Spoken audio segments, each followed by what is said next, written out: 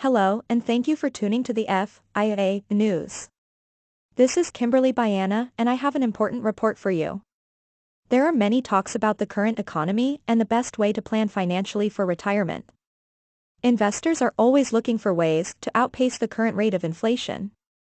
That's why so many seeking to do so are now putting their money into indexed universal life insurance policies.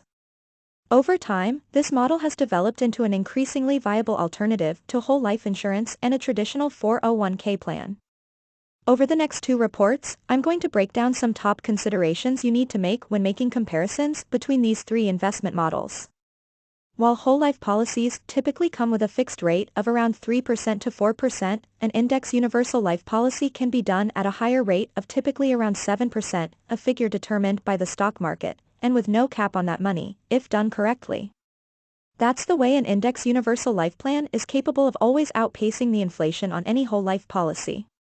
If we were to use the definition of a recession as 2 quarters of negative growth in your GDP, we would have officially entered a recession as of July 2022. Now, how do you outpace recession?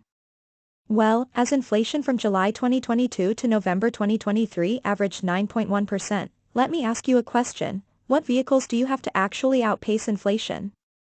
So many major companies invest so much of their stock in life insurance. Why? Because they understand the power of compounded interest. Tune in to our next broadcast to learn how to leverage these products and not only grow your retirement but accomplish a zero-tax strategy in retirement. This concludes our first of 3 broadcasts with news on how Index Universal Life outperforms your typical 401k plan. It's been a pleasure reporting to you.